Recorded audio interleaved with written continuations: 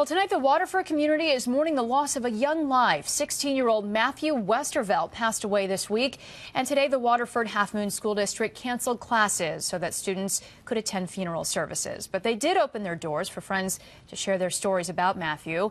Our Matt Markham was there, and Matt, I know you were telling me earlier on today that this young man made quite the impact with the life that he lived. It would be true, Dory. At a young age, it would seem Matt Westervelt was wise beyond his years, and despite being dealt some trouble with his health, those who knew him said you would never know it until he was taken too soon. It's ironic that a young man with a heart condition had such a big heart, and that's what I'll remember. And now his heart is part of this community forever. Matthew Westervelt was a sophomore at Waterford-Halfmoon High School and even gave his heart as a junior ambassador to the American Heart Association. Recently, he was the Student of the Month at school whenever he could be between medical trips. The district closed today, but students and family came back to the building after Matthew's funeral. It's where he managed the modified basketball team, was a best buddy, a born leader amongst other students.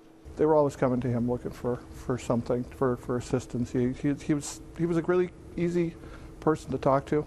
And well on his way to becoming an Eagle Scout. Didn't become an official Eagle Scout, but he's flying with the Eagles now. His most significant merit badge, perhaps, was the camaraderie he made along the way.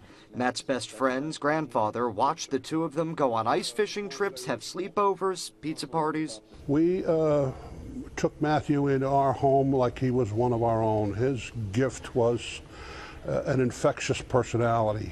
His smile was never-ending.